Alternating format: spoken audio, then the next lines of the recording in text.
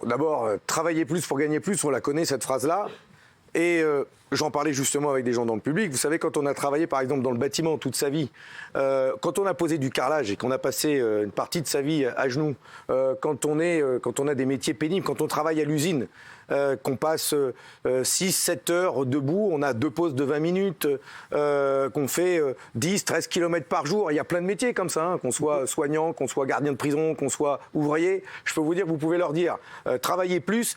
On est mort, et dans sa tête et dans son corps. Ensuite, dans les 5 ans qui viennent de se passer, je vais prendre que ces 5 ans-là, on a vu que les plus riches avaient vu leur patrimoine doubler. Voilà. Les plus riches, aujourd'hui, sont plus riches, mais ils ont vu leur patrimoine doubler. Les 500 plus grandes fortunes de France, ceux qui payaient l'ISF, les 10% les plus riches détiennent la moitié du patrimoine des Français. Alors, je pose la question à ceux qui nous regardent, à vous là. Est-ce que vous, en 5 ans, vous avez vu votre patrimoine doubler? Est-ce que vous avez vu votre salaire doubler? Est-ce que les retraités, ils ont vu leur salaire doubler? C'est pas ce que j'entends. Hein. Non. Moi, j'entends plutôt que non seulement on gagne pas plus, mais notre pouvoir d'achat, il a baissé. Parce que non seulement les salaires, ils n'ont pas augmenté, les retraites, elles n'ont pas augmenté, voire même elles ont baissé. Pour ceux qui ont vu la CSG augmenter. Il y a même ceux qui ont vu leur cotise Agir Arco, ils se reconnaîtront, puisqu'il y a eu un taux d'appel plus élevé, ils ont perdu même de la retraite. Et puis, ils ont vu leur facture augmenter. Alors ça y est allé. Et ce ne serait pas juste de tout mettre sur le dos de la guerre, d'ailleurs. Parce que ça a commencé à enfler avant la guerre. Hein. Gaz, électricité, essence, les mutuelles, les loyers, les assurances, vous pouvez y aller. Hein. Et donc, le pouvoir d'achat, il a largement baissé. Alors, voilà. Comment on peut expliquer que pendant ces 5 ans, y compris avec une pandémie, comment se fait-il qu'une infime minorité de notre pays vive mieux aujourd'hui? Ils sabrent même le champagne en ce moment parce qu'au CAC 40, c'est la teuf. Et de l'autre côté, la grande majorité de la population, c'est la ceinture. Et moi, j'entends ça quand je m'en vais voir les salariés dans les entreprises, dans le public comme dans le privé d'ailleurs. Ils sont en colère. Il y a un ouvrier de chez moi, il a dit, il y en a marre, c'est fini. Il faut que les cigares, ils changent de bouche, comme il m'a dit. Il faut que les riches, ils payent, et qu'ils payent leur impôt comme tout le monde. Parce que la réalité aujourd'hui, c'est qu'il y a des grandes entreprises, des multinationales, qui payent leur impôt sur les bénéfices, sur les dividendes. Ils font tout ce qu'il faut pour ne pas le payer. Et ils payent entre 4 à 8% d'impôts. Alors qu'une PME, elle paye 15%. Alors que normalement, ces multinationales devraient payer 30%. Enfin, maintenant, ça a été ramené à 27%, parmi les cadeaux qui ont été faits aux multinationales. Ce n'est pas juste. Ce n'est pas juste. Et enfin, ils ont eu la suppression de l'ISF. Et donc, ce que je demande, moi, c'est que quand on est dans une période aussi difficile que celle que nous vivons, je demande tout simplement qu'il y ait de la solidarité, qu'il y ait du partage des richesses. Enfin, ces richesses dont je parle, celles produites par notre travail, celles produites par ceux qui sont et dans les usines, mais pas que, et puis le travail de ceux qui sont dans des services publics, mais qui sont quand même vachement utiles. Hein, les enseignants, les soignants, on les a vus, ceux qui travaillent dans les administrations, ceux qui sont dans les communes, dans les villages, qui sont allés porter les plats aux anciens pendant les confinements. Enfin, quand même, heureusement qu'ils étaient là, tout cela. Eh bien, moi, ce que je demande, c'est que toutes ces richesses que nous produisons, on puisse les mettre au service de tous, au service du pays, des salaires, au service des retraites pour pouvoir les augmenter, au service de la dignité et même au service du travail. Je veux une France de la bonne paye, une France des salaires. Et donc, je suis pour le rétablissement de l'ISF, l'impôt de solidarité sur la fortune. Je suis pour non seulement le rétablir, mais le tripler.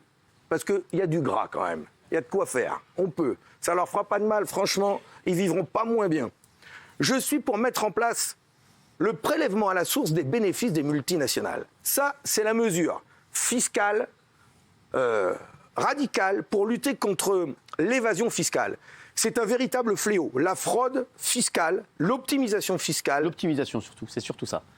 La différence entre la fraude fiscale et l'optimisation fiscale, c'est l'épaisseur d'un mur de prison. Parce qu'il y en a une qui est interdite et l'autre qui est autorisée. Exactement. Mais ça fait autant de mal au pays. C'est sûr. Mais... Il manque au budget de l'État tous les ans 80 à 100 milliards d'euros à cause de la fraude et de l'optimisation fiscale. Terminé, c'est honteux, c'est dégueulasse.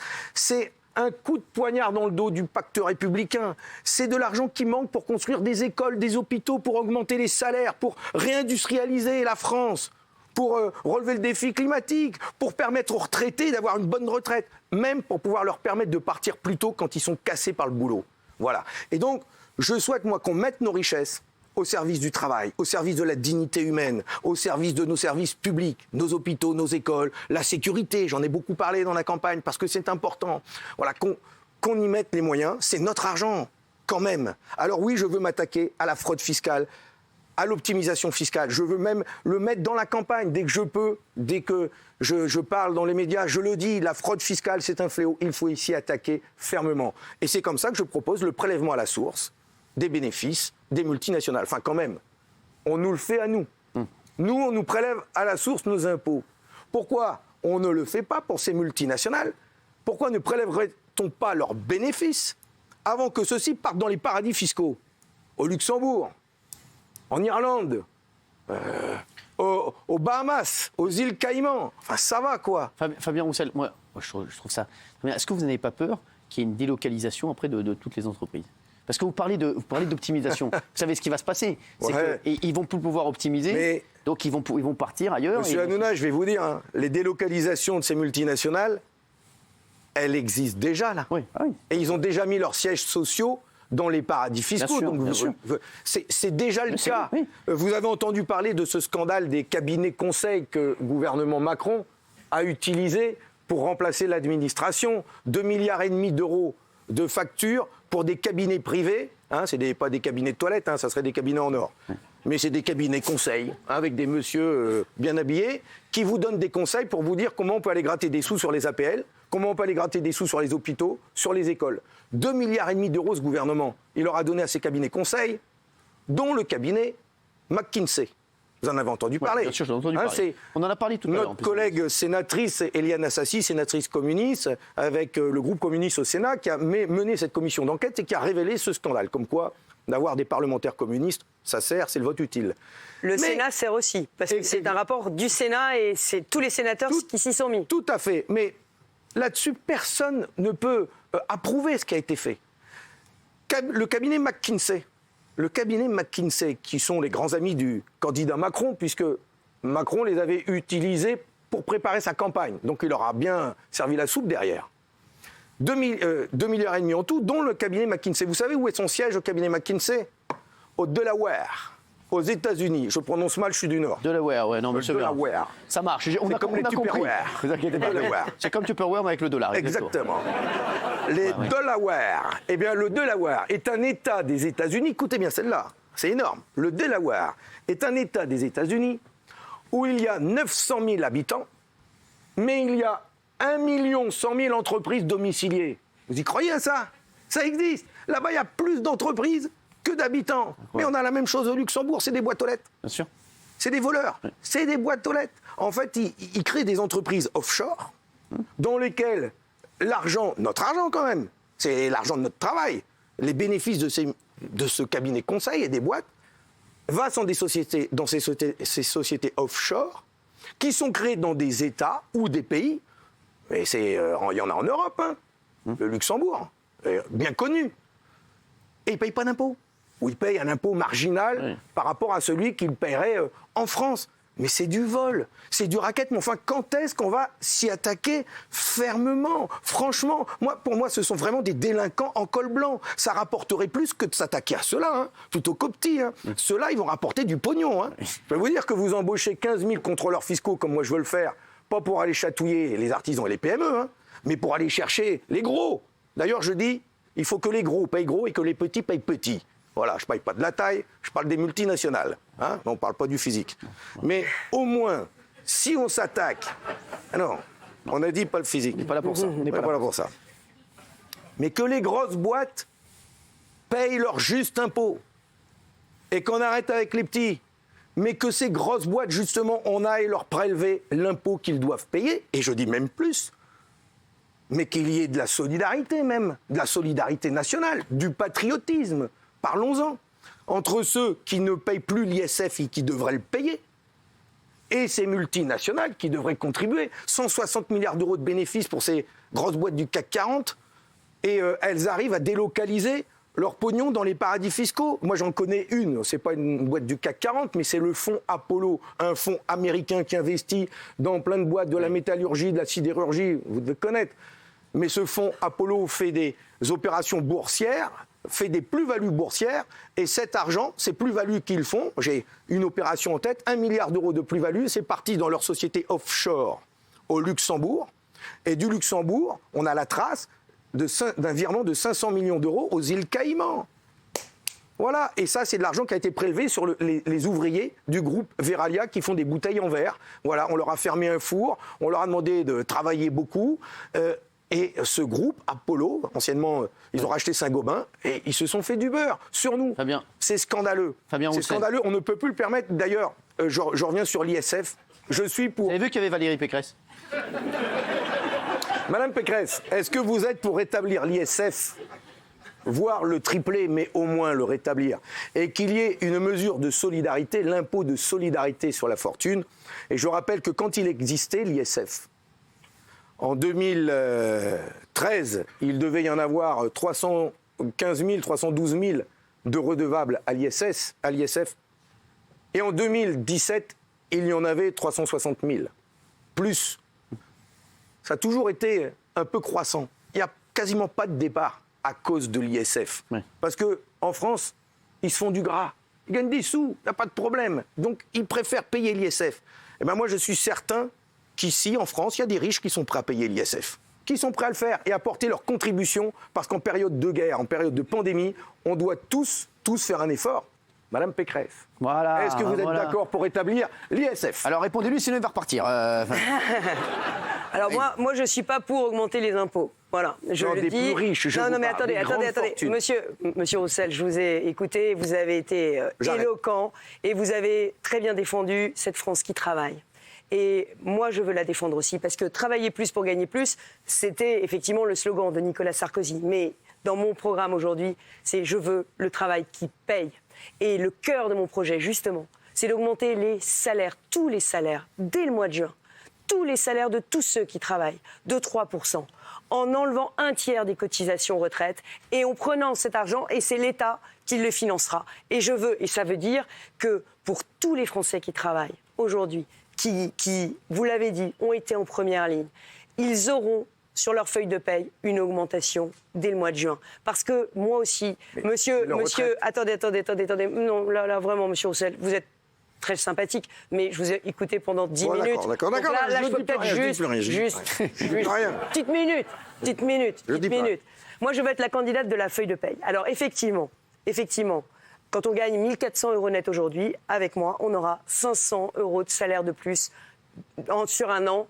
Et ça commence en juin. Et puis je ferai une grande conférence sociale et salariale avec les syndicats et avec les entreprises. Et je veux qu'on ait une vraie stratégie pour augmenter les salaires. Parce que vous l'avez dit, le coût de la vie explose. Et aujourd'hui, le pouvoir d'achat ne suit pas. Et donc on a besoin aujourd'hui que les Français vivent dignement de leur salaire et dignement de leur retraite. Parce que les retraités ont été aussi les grands oubliés du quinquennat d'Emmanuel Macron. Mais pourquoi les retraités ont été les grands oubliés ? Parce qu'Emmanuel Macron n'a pas eu le courage de faire la réforme des retraites. On va en parler. Et quand on ne fait pas de réforme, eh bien, on n'a pas d'argent. Et quand on n'a pas d'argent, eh ben on ne peut pas indexer les retraites sur l'inflation. Donc avec moi, les retraites, elles seront indexées sur l'inflation. Et avec moi, on aura une vraie réforme des retraites et une vraie garantie pour que les retraités ne perdent pas en pouvoir d'achat. Mais sur les salaires, il n'y a pas seulement l'augmentation des salaires, il y a aussi la possibilité de payer mieux les fonctionnaires. Vous avez parlé des fonctionnaires. Les fonctionnaires, pour pouvoir les payer mieux, il faut de l'argent là encore. Donc moi, je ferai la réforme de l'État. Et j'aurai moins de fonctionnaires mieux payés. Combien ? Et puis, je veux qu'on puisse effectivement travailler plus pour gagner plus si on en a envie. Et donc si on le peut, surtout comme l'a dit Fabien Roussel, parce que c'est vrai qu'il y a des métiers à une forte pénibilité. C'est vrai qu'un maçon ou une infirmière, ils aimeraient bien pouvoir travailler plus, mais ils ne peuvent pas. Ils sont tellement fatigués que... D'abord, ça dépend des métiers. Et moi, c'est tous les salaires qu'on augmente. Vous l'avez bien compris, tous les salaires, je l'ai dit. Et mon objectif sur le quinquennat, c'est 10% d'augmentation des salaires nets de l'inflation. Tous les salaires. Et je veux que mes réformes, parce qu'il va falloir faire des réformes. Aujourd'hui, on est champion du monde des impôts. champion du monde des impôts. Et vous savez bien que trop d'impôts, ça tue l'emploi. Monsieur Roussel, ça tue l'emploi. Ils n'ont jamais été aussi bas pour les plus riches. Ça tue l'emploi. Ça, que Emmanuel Macron ait été le président des riches, je veux bien vous le laisser dire. Mais moi, je serai la candidate qui augmentera les salaires de tous les Français. J'ai dit non. J'ai dit j'augmente pas les impôts. D'accord. J'augmente pas les impôts, je les baisse. Je les baisse de 30 parce que milliards. L'ISF n'existe pas. Mais comment vous allez financer? Il y a aujourd'hui un impôt sur la fortune immobilière qui existe encore. Celui-là, je le maintiens. Et je n'y touche pas. Je ne le touche, je le maintiens. En revanche, ce que je fais, c'est que je fais un certain nombre de réformes pour dépenser mieux l'argent et pour pouvoir baisser les cotisations retraite sur les salaires de façon à augmenter les salaires de tous les Français. Voilà. Merci. Allez-y, vous avez encore... Et j'ai 2 ou 3 autres mesures de baisse fiscale. Allez-y, comme ça, c'est important d'en parler. Non, c'est important parce que je me suis rendu compte aussi qu'on avait une situation très injuste, c'est celle des mamans solo, des mères séparées, ce qu'on appelle les familles monoparentales. Alors ça, c'est le politiquement correct, on dit les familles monoparentales. C'est en fait souvent des mères seules. Et quand elles ont des pensions alimentaires pour leurs enfants, vous savez que les mères seules, quand on est séparés, c'est 20% de coût de la vie en plus. Parce qu'on a 2 appartements, parce qu'on doit vivre, on doit payer 2 fois. Eh bien, ces mamans seules, quand elles ont des pensions alimentaires pour leurs enfants, elles sont fiscalisées. Moi, je les défiscaliserai. Et que ce soit pour les ouvriers dans les usines, que ce soit pour les fonctionnaires, que ce soit pour les travailleurs de première ligne, je veux vraiment une hausse du pouvoir d'achat. Bon. Et j'ajoute une autre chose. Je souhaite qu'on donne priorité dans le logement social aux travailleurs de première ligne. Parce qu'aujourd'hui, avec la crise Covid, il y a finalement une nouvelle fracture qui s'est faite en France entre les Français qui ont la chance de pouvoir télétravailler. Et c'est une vraie chance. Parce qu'ils peuvent, de temps en temps, ne pas prendre les transports. Ils peuvent rester chez eux. Ils ont cette chance-là. Et puis, il y a les Français qui ne peuvent pas télétravailler parce qu'eux, ils sont dans des emplois postés. Ils sont effectivement dans des usines. Ils sont caissières dans des supermarchés. Ils sont agents d'entretien. Et eux, ils ont besoin d'habiter près de là où ils travaillent. Donc je veux qu'ils aient une priorité dans le logement social pour ces travailleurs de première ligne. Et puis moi, je rêve d'une France de propriétaires, monsieur Hanouna. Vous avez dit souvent. Une France de propriétaires, ça veut dire quoi ? Ça veut dire aider tous les jeunes ménages, les jeunes couples, aujourd'hui, à pouvoir devenir propriétaires. Et pour ça, il y a un outil qui s'appelle le prêt à taux zéro, qui permet à des jeunes qui n'ont pas d'apport initial de pouvoir devenir propriétaires. Aujourd'hui, le prêt à taux zéro, c'est que dans les grandes métropoles. C'est que dans les grandes métropoles. Eh bien, moi, j'aiderais ces jeunes, c'est la situation des États-Unis à avoir un prêt à taux zéro pour qu'ils puissent devenir propriétaires. Barack Obama, il a remboursé son prêt étudiant quand il est devenu président de la République. Votre système, c'est le système américain. C'est terrible. C'est pas du tout le système américain. Ça marche très bien, le prêt à taux zéro. Et ça permet de devenir propriétaire pour le prix d'un loyer. C'est inviter les jeunes à s'endetter pour pouvoir payer leurs études. Je peux vous dire qu'avec un système comme ça, si ensuite, après, les jeunes, ils n'ont pas de boulot, ils ne remboursent jamais leur prêt, c'est comme ça qu'on a des crises et que les États-Unis ont peur de cette crise. C'est pas du tout... Attendez, non, pardon, je peux vous répondre là-dessus. Je peux répondre là-dessus parce que c'est pas du tout mon projet. Au contraire, moi, je veux mettre en place une banque pour aider les jeunes à financer leurs études, pour lutter contre l'autocensure des jeunes. Et on ne rembourse que quand on atteint un certain niveau de salaire. Donc ça veut dire qu'on ne rembourse pas si on ne gagne pas suffisamment bien sa vie. Donc ça veut dire qu'on peut faire des études avec l'esprit serein. Et c'est très important parce que je vais vous dire, le problème des études en France, Monsieur Roussel, le problème des études en France, et vous le savez bien, c'est que on croit que l'université est gratuite, mais il y a quand même des études qui sont très chères. Et vivre dans une ville universitaire, ça coûte très cher. Et quand on est dans les Ardennes, aller vivre à Reims, ça coûte cher. Salaire. Quand on est en Dordogne, aller vivre à Bordeaux, ça coûte cher. Je voudrais reparler du salaire. Parce que vous savez que là, on nous reste 3 minutes. Oui, j'ai parlé qu'une fois. Alors là, j'ai bien fait d'être venu. Mais vous avez parlé qu'une fois 15 minutes. Non, c'est pas vrai. Mais oui, vraiment 15 minutes. Mais c'était très sympa, mais ça fait 15 minutes. J'ai pas vu passer. Bah oui, mais non, mais c'est plus vite pour moi. Nous non plus, on l'a pas vu passer. Bon, d'accord. Alors je vais aller. Mais je voudrais aussi répondre sur la fraude fiscale des grands groupes, parce que on a parlé de l'ISF, on n'a pas parlé de la fraude fiscale. D'abord, sur les retraites, je vais pas le dire. Je sais que on va en parler avec mon ami Adrien Quatennens va revenir dessus et il pourra comme ça lui apporter la contradiction, parce que je sais pas comment Madame Pécresse financera la hausse des retraites en allant taper dans la caisse des retraites.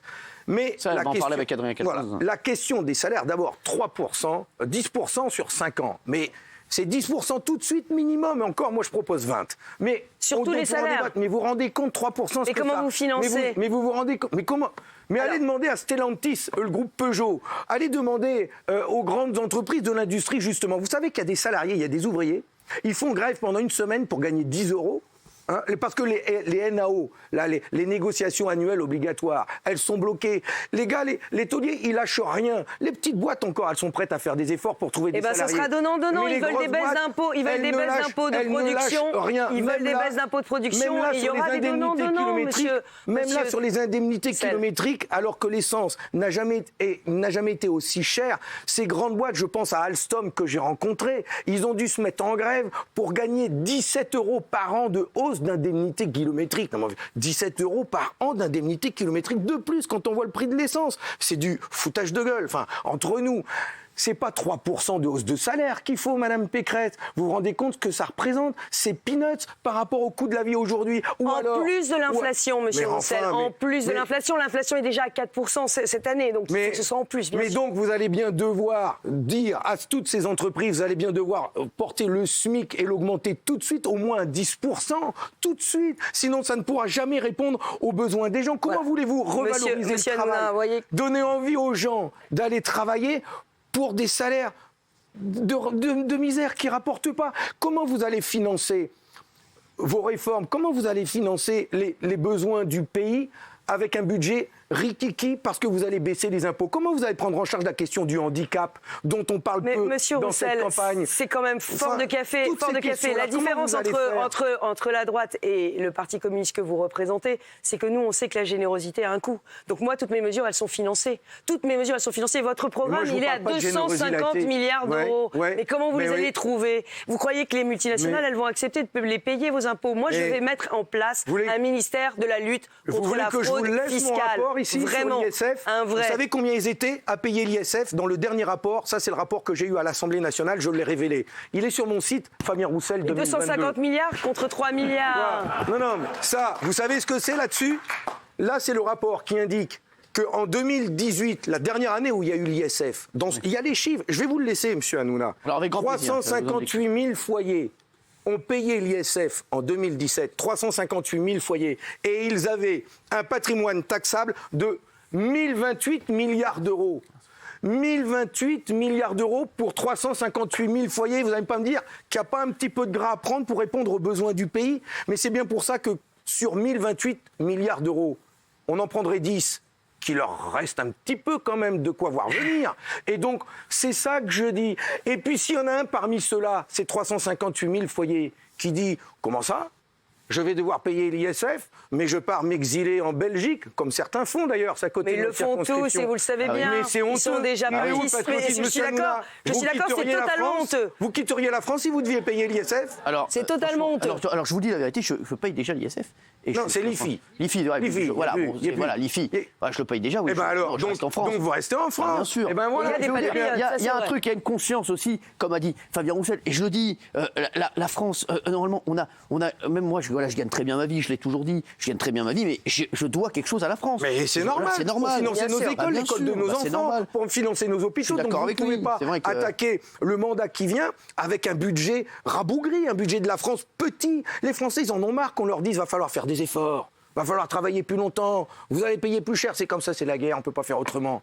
Basta. Moi, je veux des réformes heureuses. Je veux du positif. Je veux qu'on vive. Et je veux qu'on vive heureux. Je suis exigeant. Je veux qu'on vive heureux. Et heureux de son travail. Et heureux en retraite aussi. Et pas en retraite cassée par le travail. En retraite en bonne santé. Pour pouvoir en profiter. Pour pouvoir vivre.